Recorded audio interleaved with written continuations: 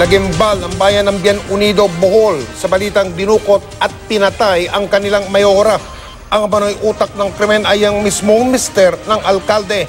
Ang katawan ni Mayor Gisela Boniel itinapon pa raw sa dagat. Hinanap ito ng mga otoridad kasama ang pinsan ng suspect na ikinantang nasaksihan daw niyang pagbaril kay Mayor Boniel. Nakatutok si Maki Pulido. Kahit papadilim, pumalaot pa rin kagabi malapit sa Caubian Island sa probinsya ng Cebu ang mga pulis. Misyon nilang mahanap ang katawan ng mayor ng Bien Unido, Bohol na si Gisela Boniel na pinadukot at pinapatay umano ng sarili niyang mister, si Bohol Provincial Board Member Nino Ray Boniel. Kasama ng mga otoridad ang pinsan ng suspect at pump boat operator na si Riolito Boniel. Nakasama pa raw ni Riolito ang mag-asawa sa mga huling sandali ng biktima.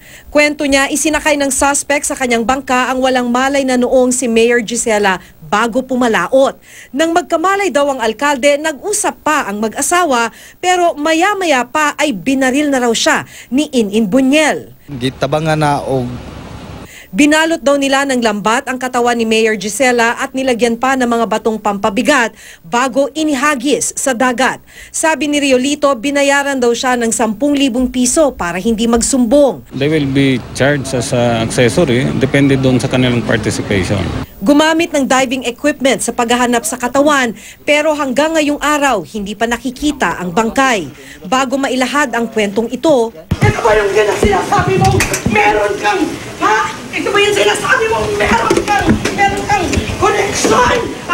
idiniin na si Inin Boniel ng best friend ni Mayor Gisela. I'll bring you down! Damn it! Hindi mo ako napaligpit! Yan ang pagkakamali mo! Kasama raw siya noon ng mayor sa isang resort sa Bien Unido nang pasukin sila ng mga armadong lalaki. Kasama na raw ang asawang suspect. Gago ka! Gago ka!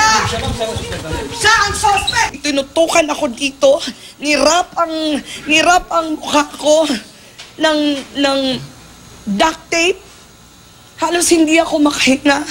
Tiniser ako dito. I know it was Nino Ray Boniel because his nickname is In. Sabi ni Giselle, inayaw si Lalay na yung anak sa bigas kwarto. Hindi pa rin nagbibigay ng pahayag ang suspect na dinakip sa Bohol, pero sa interogasyon na ikwento raw niyang matagal na silang may alitan ng asawa tungkol sa pera at iba pa.